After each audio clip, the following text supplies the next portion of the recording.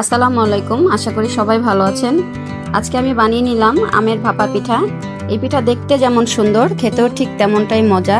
এর ভিতরটা হবে একদম নরম আর সাথে আছে বাদামের মিশ্রণ। একবার খেলে আর একবার খেতে ইচ্ছে হবে। অল্প কিছু উপকরণ দিয়েই এই পিঠা বানিয়ে নেওয়া যায়। চাইলে আপনিও খুব সহজে বানিয়ে নিতে পারেন আমের ভাপা পিঠা। তাই ভিডিওটি না টেনে শেষ পর্যন্ত দেখুন।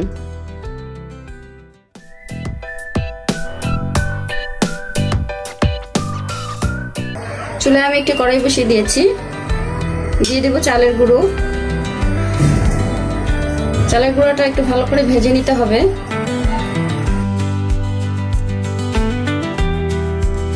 চালের গুঁড়োটা ভাজা হয়ে গেছে, এখন আমি নামিয়ে নিব।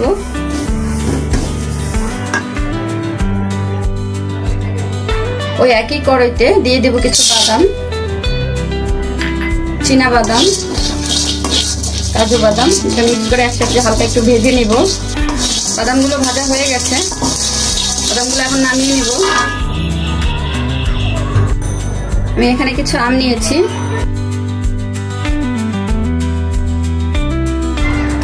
আমগুলো এভাবে পিস করে নিয়ে ভিতরটা এভাবে চামিচ দিয়ে উঠিয়ে নিতে হবে।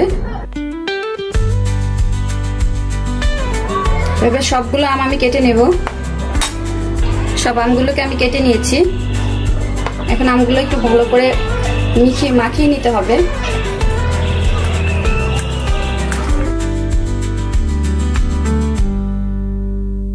এর ভিতরে দিয়ে দেবো আমি চালের গুঁড়াটা, এটা ভেজে রেখেছিলাম।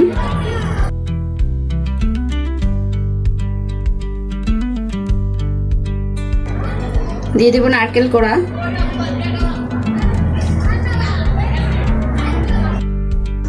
দিব খেজুরের লিকুইড গুড়। সমস্ত উপকরণগুলো আমি একসাথে মাখিয়ে নিয়েছি।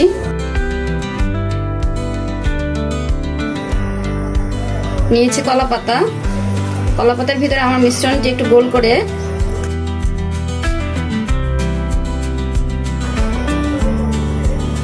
এভাবে ভাঁজ দিয়ে দিয়ে সবগুলো বানিয়ে নিব।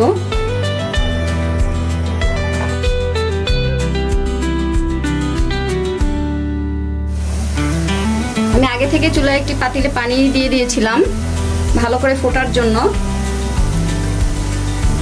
পানিটা ফুটে গেছে। তারপর দিয়ে দেবো একটি ছাঁকনি।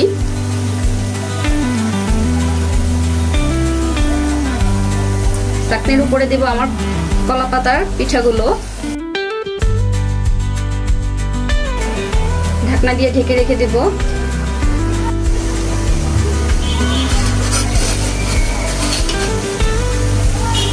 আর সব পিঠাগুলো আমি এভাবে ভাপ দিয়ে নেব।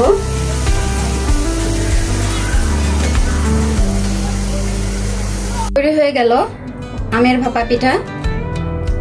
সবগুলো পিঠাকে আমি ভাপ দিয়ে নিয়েছি। আমি একটু খুলে দেখাচ্ছি পিঠাগুলো কিরকম হয়েছে। দেখতেই পাচ্ছেন কতটা সুন্দর হয়েছে।